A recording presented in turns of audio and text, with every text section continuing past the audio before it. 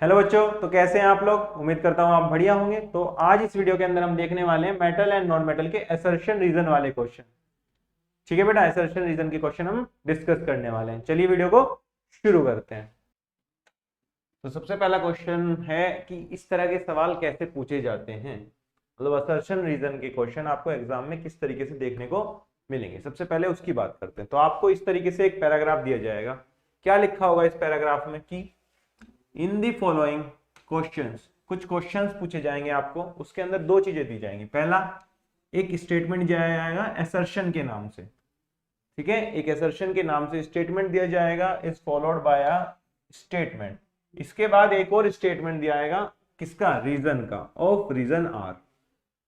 अब उसके बेसिस पर आपसे चार ऑप्शन दिए जाएंगे और आपको चार ऑप्शन में से एक ऑप्शन को चूज करना होगा। तो इस तरीके से आपसे क्वेश्चन पूछा जाएगा। अब उन ऑप्शंस में क्या क्या दिया जाएगा।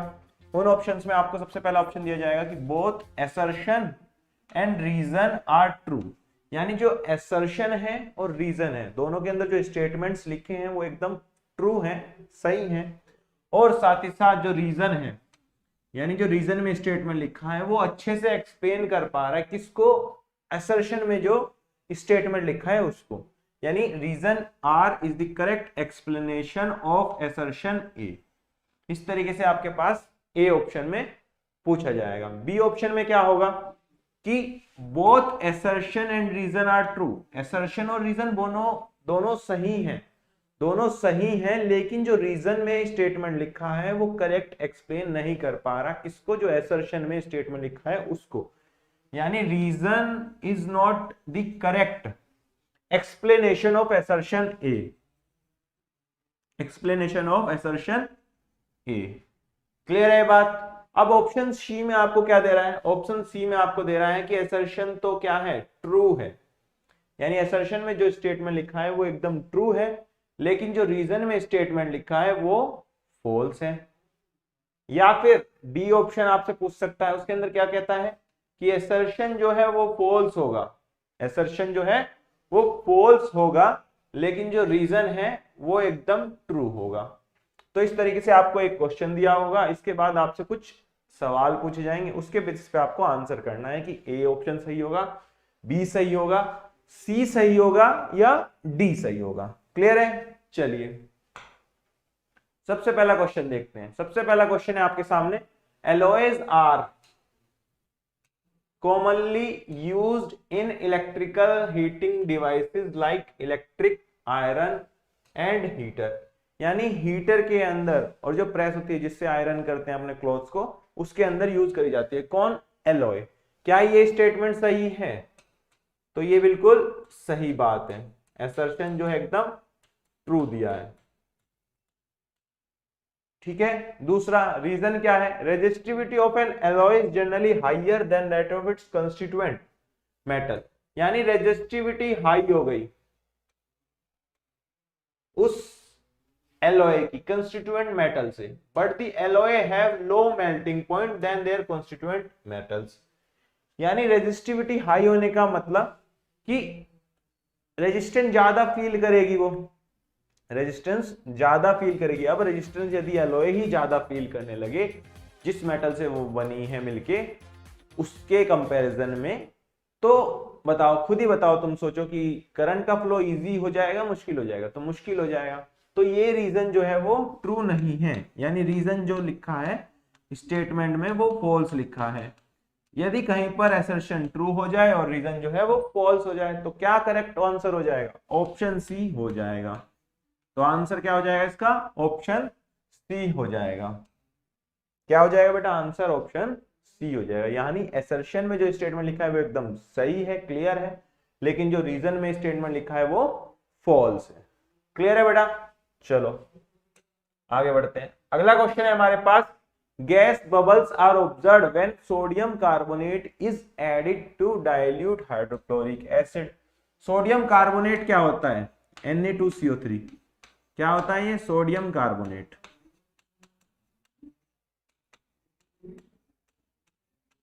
इसके अंदर क्या मिला रहे हैं हम, HCl मिला रहे हैं। HCl क्या है, हाइड्रोक्लोरिक एसिड।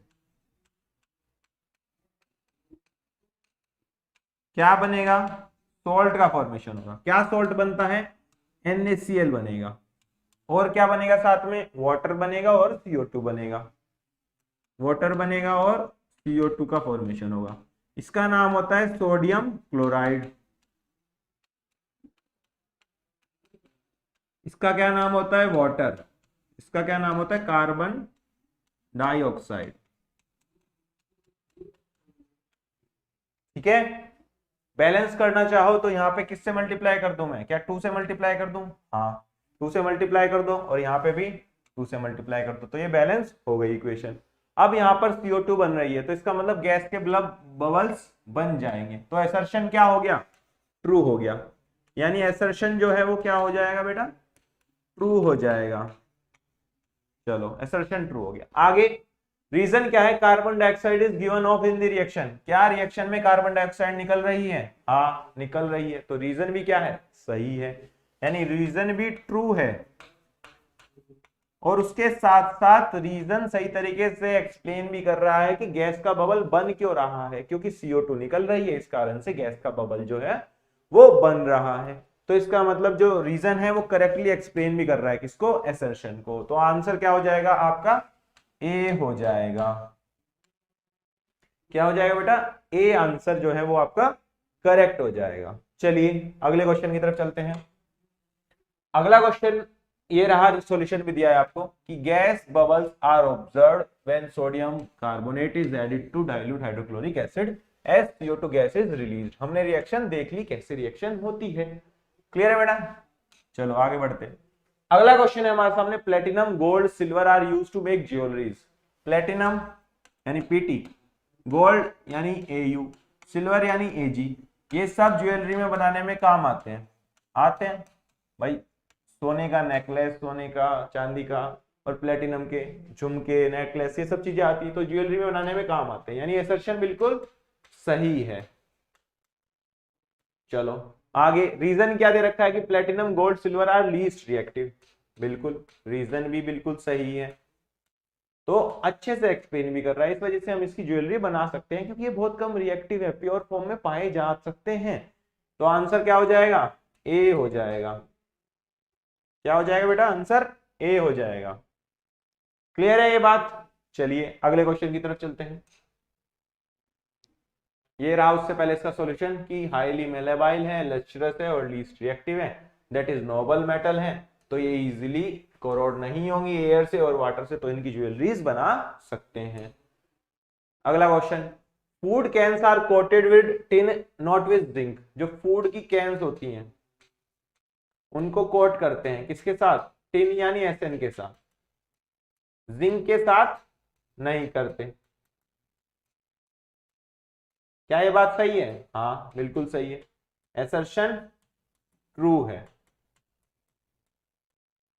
देखा होगा भाई तुमने, कोल्ड ड्रिंक्स की कैन आती है, जनरली फूड की कैन आती है, मान लीजिए किसी भी थम्स अप वगैरह, इन सब की कैन आती है, तो ये टीन की बनी होती है, जिंक की नहीं बनी होती। तो ये असर्शन ट्रू है। रीजन में क्या दे रखा है कि जिंक जो है ज्यादा रिएक्टिव है टिन से।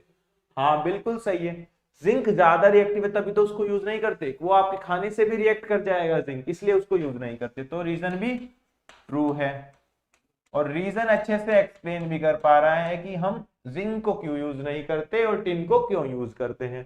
तो option A is the correct answer. तो ऑप्शन ए बेटा क्या हो जाएगा? करेक्ट आंसर हो जाएगा। क्लियर है बात? समझ में आ गया? चलिए आगे बढ़ते हैं। रीजन दे रखा है आपको कि food cans are coated with tin not with zinc because zinc is more reactive than tin, it can react with organic acids present in the food. ठीक है, जनरली कोल्ड ड्रिंक्स भरी जाती है तो ऑर्गेनिक एसिड है तो उसके साथ रिएक्ट कर लेगा कौन? जिंक, जबकि टिन रिएक्ट नहीं करेगा। चलिए अगला question, metals are sonorous. Metals जो है साउंड प्रोड्यूस करते हैं, सोनोरस का मतलब होता है साउंड प्रोड्यूसिंग।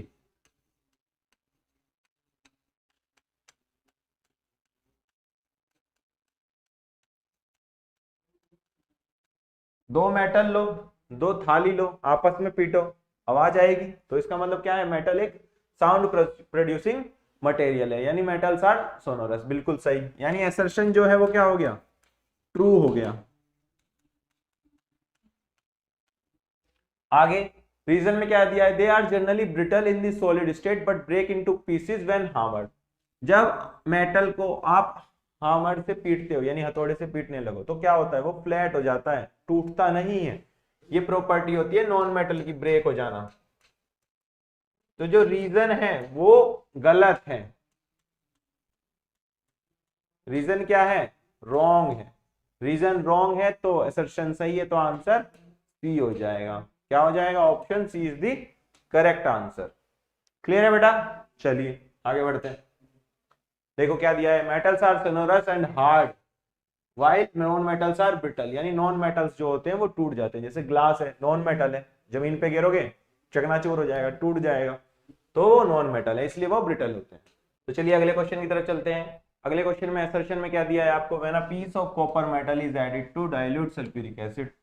जब एक कॉपर मेटल का पीस यानी Cu के पीस को आप ऐड करोगे H2SO4 के डाइल्यूट सॉल्यूशन के अंदर, तो क्या होगा, CuSO4 का फॉर्मेशन होगा, जिसके कारण क्या हो जाएगा, सॉल्यूशन ब्लू हो जाएगा।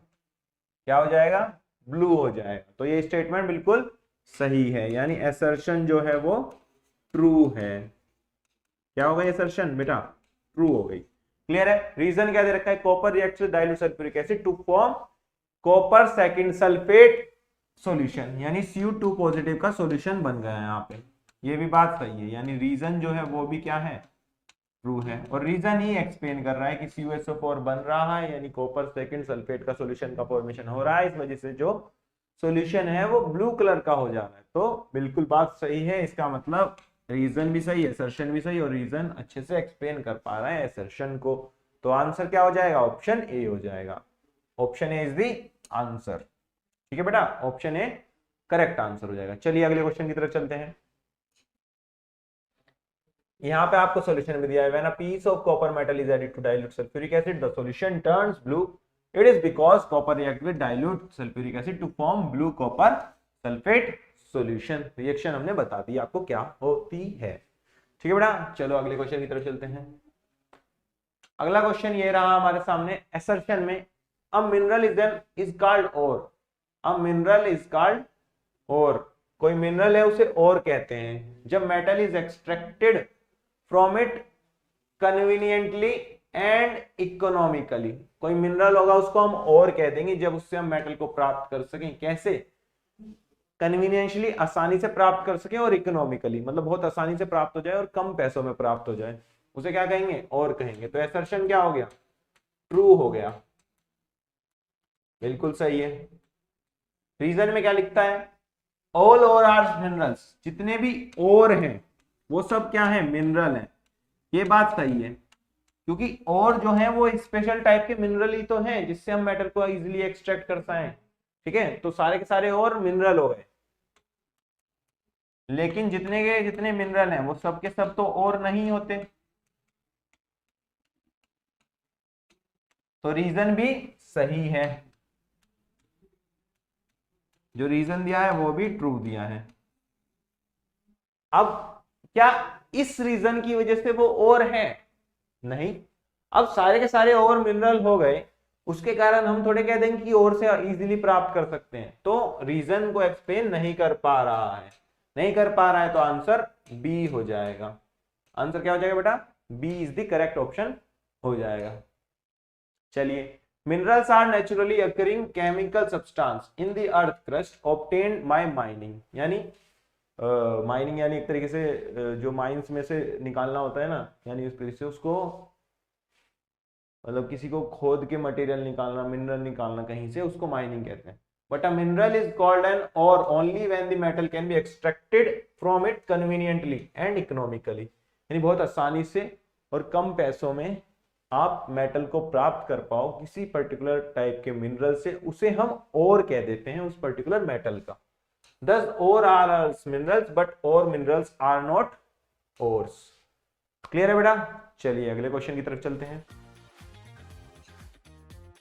अगला क्वेश्चन है, gold is isolated from other impurities by earnest forest cyanide process. क्या ये बात सही है कि गोल्ड को हम आइसोलेट करते हैं दूसरी इंप्योरिटीज से by earnest forest cyanide process? ये बिल्कुल सही बात है, असर्शन ट्रू है। क्लियर है? रीजन में क्या दिया है, the cyanide which is used here dissolve all possible impurity.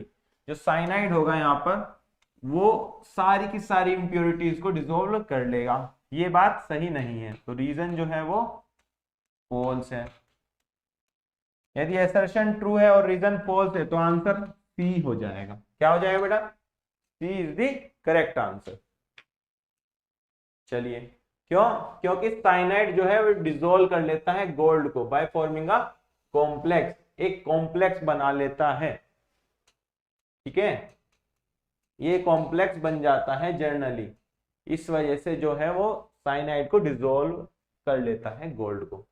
Clear है? चलिए चलिए बच्चों, अगले क्वेश्चन की तरफ चलते हैं। अगला क्वेश्चन हमारे पास है, इन दी मेटलर्जी ऑफ एल्यूमिनियम, यानी एल्यूमिनियम की मेटलर्जी में हम Al2O3, जो प्योरीफाइड Al2O3 है, उसको मिक्स कर रहे हैं। किसके साथ मिक्स कर रहे हैं? Na3Al(F6) के साथ और CaF2 के साथ, इन दोनों के साथ इसको मिक्स करने लग रहे हैं। तो क्या मिक्स करते हैं? हाँ बिल्कुल, इसे मिक्स करते हैं, तो असर्शन जो है वो ट्रू हो जाएगा। और रीजन में क्या दिया है कि it lowers the melting point of the mixture and bring conductivity, यानी लोअर करता है मेल्टिंग पॉइंट को मिक्सचर के, ताकि कंडक्टिविटी आ सके। ये बात भी बिल्कुल सही है, और ये इसे एक्सप्लेन भी कर रहा है। हम इसे मिक्स इसलिए ही करते हैं ताकि हम मेल्टिंग पॉइंट को कम कर सकें और कंडक्टिविटी को बढ़ा सकें। तो आंसर जो है वो क्या हो जाएगा? ए हो जाएगा, क्योंकि असर्शन भी सही है, रीजन भी सही है, और रीजन ही कारण है जिसकी वजह से वो पर्टिकुलर असर्शन हम में जो स्टेटमेंट में लिखा है वो हो रहा है। ठीक है बेटा, तो आंसर इज दी ए। चलिए आगे बढ़ते हैं। अगला क्वेश्चन क्या है, zinc carbonate is strongly heated in presence of air to form zinc oxide and carbon dioxide. Zinc carbonate यानी ZnCO3 को हम हीट तो करते हैं, लेकिन in absence of air, air की एब्सेंस में हीट करते हैं। क्या बनाने के लिए? जिंक ऑक्साइड बनाने के लिए और कार्बन डाइऑक्साइड बनाने के लिए। तो ये वाला स्टेटमेंट गलत हो गया, क्योंकि ये कह रहा है इन प्रेजेंस, तो असर्शन क्या हो गया? फॉल्स हो गया। रीजन में क्या दिखा है, calcination is the process in which carbonate ore is heated strongly in absence of air to convert into metal oxide. बिल्कुल सही, ये जो प्रोसेस होता है वो क्या होता है? कैल्सिनेशन होता है, जिसके अंदर हम कार्बोनेट के ओर को, इसको कार्बोनेट को यानी जिंक कार्बोनेट को हीट करके जिंक ऑक्साइड का फॉर्मेशन करते हैं। तो आंसर क्या हो जाएगा? रीजन जो है वो बिल्कुल सही है। यदि असर्शन फॉल्स हो जाए और रीजन ट्रू हो जाए तो ऑप्शन कौन सा सही हो जाएगा? D option is the correct answer. तो आंसर हो जाएगा डी। क्या हो जाएगा बेटा? आंसर डी हो जाएगा। क्लियर है? चलिए अगले क्वेश्चन की तरफ चलते हैं। रीजन क्या दे रखा है इसके अंदर? Solution, zinc carbonate is heated in absence of air, not in the presence of air. Zinc carbonate undergo calcination. ठीक है, चलिए आगे बढ़ते हैं। अगला question, usually the sulphide ore, अक्सर जो सल्फाइड के ओर होते हैं उन्हें कन्वर्ट करा जाता है ऑक्साइड में बिफोर रिडक्शन। क्या ये बात सही है? हम सल्फाइड के जो ओर होते हैं उनको कन्वर्ट करते हैं ऑक्साइड में। बिल्कुल बात सही है। क्यों करते हैं? ताकि रिडक्शन इजी हो जाए। तो असर्शन जो है वो ट्रू है, रीजन जो है वो भी ट्रू है, और रीजन यही होता है कि रिडक्शन आसान होता है किसी भी पर्टिकुलर ऑक्साइड का, इस वजह से हम उसे पहले ऑक्साइड बनाते हैं। ठीक है, तो दोनों बातें सही हैं और रीजन अच्छे से एक्सप्लेन भी कर पा रहा है असर्शन को। यदि ऐसा हो रहा है तो ऑप्शन ए जो है आपका आंसर हो जाएगा। ऑप्शन ए करेक्ट आंसर हो जाएगा। सॉल्यूशन के अंदर क्या दिया है? Usually sulphide ore is converted into oxide before reduction as oxides are easier to reduce, यानी ऑक्साइड का रिडक्शन करना आसान होता है।